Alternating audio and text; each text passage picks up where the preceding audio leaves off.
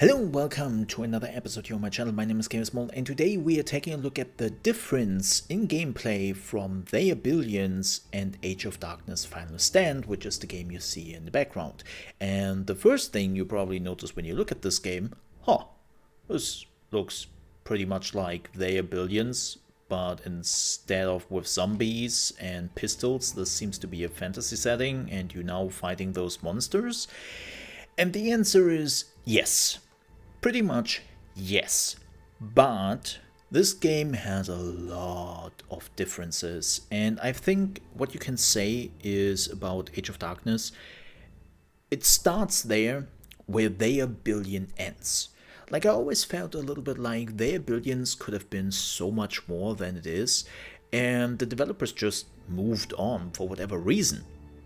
And don't get me wrong, They Are Billions was a great game, but balance was still an issue. People have expected more units coming to the game, or some DLCs at some point, or an expansion, or something like that, but it never really happened. And it seems like that Age of Darkness, from a completely different developer, is now picking up where They Are Billions ended. So let's have a look at the difference and what this game makes better, in my opinion, than They Are Billions. First things first, I know this is a very, very subjective view, but I like the art style. This is based on the Unreal Engine, and I really, really like the art style so much more detailed than in They Are Billions. And don't get me wrong, the art style in They Are Billions was alright, but I always felt like it wasn't as detailed as it could, and I never really liked it. Again, completely personal preference. This is not something I hold against They Are Billions, or I would say this is what the game does so much better. No, it's a subjective view on if you like that art style or not, and I like this one so much more. So besides that, this is very much They Are Billions. This is your main building, the fortified keep, which you have to keep alive. And then you have to expand your base, you have to gather resources like money, wood, stone, iron, and dark essence, which is a very interesting resource we will talk about a little bit later. And then of course you have the available villagers, you have the population, and you have your food rations.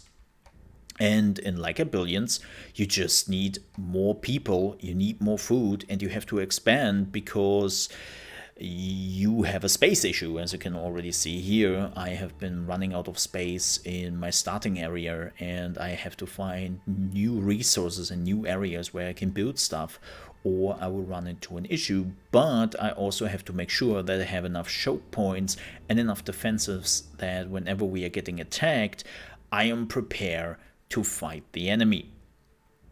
So far, They Are Billions, right?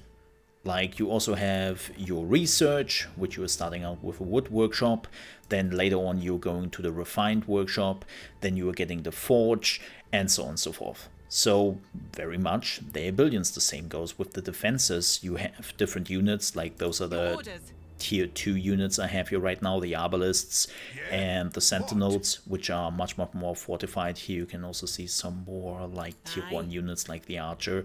And yes, they are also getting XP, and they can get the so-called boldness, which will raise their stats. It's like a level up in They Are Billions.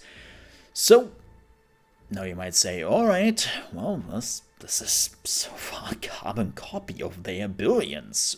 What's the difference here? Oh yeah, let's talk differences, shall we? First things first, you probably already noticed it, we have now a hero. In this case, it is Edwin, wielder of the flame, who is also gaining levels. He's level 4 in my game right now, and he's also getting abilities like Crackfire. He can inflame his sword, and he has the Enlightened passive, which increases basically the XP gain whenever the units are around.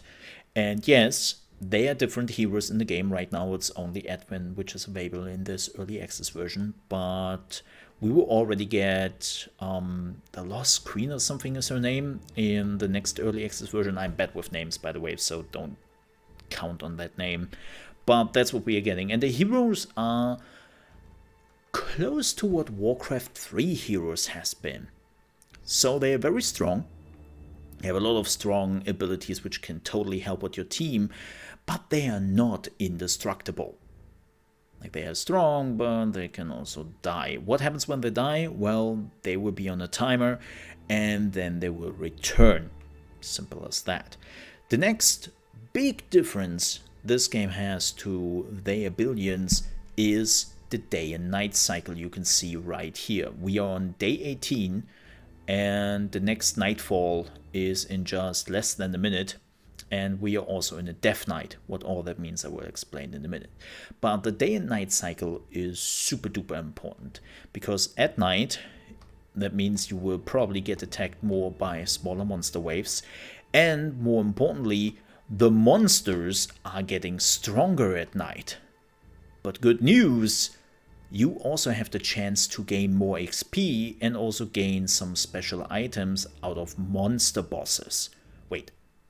Bosses? Yeah, there are monster bosses in the game which can spawn at those obelisk things, whatever they are, and they only spawn at night. So if you want to get some special loot and you want to get those sweet XP and resources, you have to come to this place at night, clear out the place, and also fight against the boss who can do a lot of damage. Like, I fought a boss earlier which can be a real massacre, and you can lose a lot of new units, but you might then get Dark Essence. What is Dark Essence for? Well, Dark Essence is for your unit skill tree. As you can see, we have 3 skill trees for melee fighters, ranged, and siege units. And as you can see, I don't really have siege yet. And you have to decide which skill you want in each row. So as you can see here, for my melee fighters, I did choose the stability, which gives them more health regen in the first row. In the second row, I did go for damage. And in the third row, I have to decide again. The same goes, by the way, for my range row, right? I'm now at the end, and I have to decide if I want to get critical cover, which costs me 25 Dark Essence each.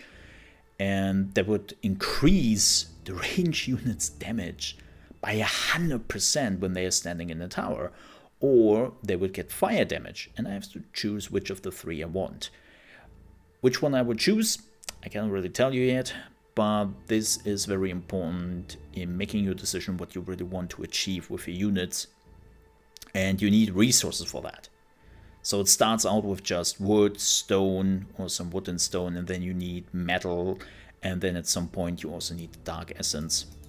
And those boosts are kind of significant. Like, you can see that right here, from 135 extra damage to 175 extra damage. It's a huge boost. So skill trees are another addition They Are Billions don't really had. Now, speaking about the day and night cycle, there's also something different here. This is a fantasy setting. That means there's no electricity, really. And instead of electricity and the Tesla towers in They Are Billions, you build the fire scones. So they function a little bit different. You don't need them to increase the range of your building.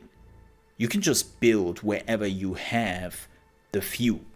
So let's say you have like a unit standing around here, you could build something here, right? You can totally do that. You don't necessarily need the scones to increase your fuel and to increase your building properties.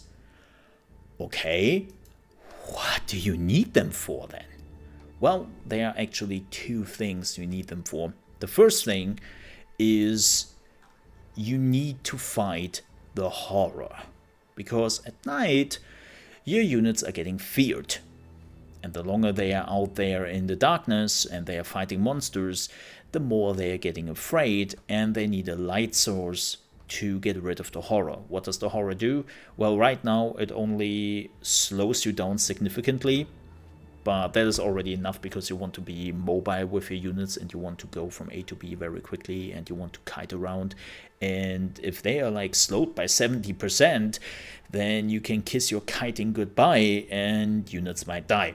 So you want to have those things around. But also very important, that's not the only function, they also make sure that the areas are lit. And when they are lit, they will stop enemies to spawn after a so-called Death Knight. The Death Knight will happen here in just a few seconds, so we will have a look at that. But when the Death Knight happens, then a fog will come in. Like, as you can see, we can see the whole map here right now, right? And when the Death Knight happens, everywhere there isn't a light source, it will be swallowed by a deadly fog. So, and then after the night, at that position, monsters will respawn. So clearing out the map, like in They Are Billions, is not really that possible. Because, again, if you don't have light sources everywhere, they're just respawning. And that's also something you have to do. So they are actually quite important to build because you want those light sources and you want to make sure that not every night or every Death Knight the monsters will respawn next day. You want to clear out the map. So that is very important. And I would say we are having a look at the Death Knight and what that actually means for you and your team. So the Death Knight is approaching. And you can see that this is where the monsters will spawn from. This is the darkness crystal. This thing will explode in just a minute. And then thousands and thousands of enemies will spawn here and will come this direction and will brand against this specific area, which I'm already fortifying and trying to build out. And I'm actually hoping that we will manage in time. And we'll be pretty close, let me already tell you that. But I just want to show you what the effect does and how it will look like. So we will not fight through the whole night because it will actually take quite a while. And this is not a let's play, this is to show you the differences in what a Death Knight actually looks like, right? So we are slowly now reaching the night. We have our defenses up. Let's see if we can actually upgrade our towers here in time and also build another tower. Always forget. Oh, there's the fog. So as you can see here right now, the fog has now synced in on the map, and where there isn't a light source, it's gone. And then the next day, all the monsters in that fog will have respawned. So, and you also shouldn't go in there. I know it's like, duh, but you really shouldn't go into the fog. Just a tip. So the monster spawned, as you can see, it's a lot. And you see the malice. Now, the malice is something which is happening every Death Knight, and it can be random. You don't really know what the malice is. In this case, it's the military upkeep, which is increased by 2 gold, which is thankfully not significant. You can also see from which direction the enemies will come from, thanks to this nice lighting effect. So you always see where they will brandish against your walls. And let me find the tower pretty quickly because I'm struggling with that all the time. There we go. Our defenses are under attack. Let me get that.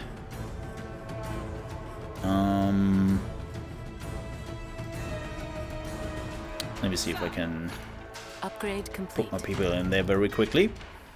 Yes, Your Grace. And what happens when you survive the night? Well, that's a good question. What will happen then is you have survived. Congratulations. You have to wait for the next Death Knight. You can also see how many nightmares are still remaining. This is actually a pretty neat overview. And what you can also do with the walls, which is also pretty cool, is you can put them on fire, you can ignite them, and whenever somebody attacks the wall now, they actually get damaged. Which is also pretty neat. So it helps a little bit. And when you have won this fight, as I said, we will not go through this whole fight because it takes multiple minutes to actually clean up the whole area. And it's really just to get an idea of what is going on. But when you actually manage to go through a Death Knight, the malice will transform into a boon, which you can see up here. And the two I have already been choosing from is all units gain 25% embolden at the start of each new day. So in just 4 days, they completely auto level. And also units gain 50% increased damage when less than 25% health. And you can choose out of 3 boons. So it's completely up to you, like which of the 3 you want to choose, and you can choose one of them. And then you have hopefully survived the night, and you can prepare for the next one. There are also multiple difficulties. Yes, the maps are completely random, and it seems like there is much more to do and much more to think about than in their Billions. And keep in mind, they are also still in early access, so it's not like that this game is already out. They have still a lot of stuff planned. There will be a single player campaign.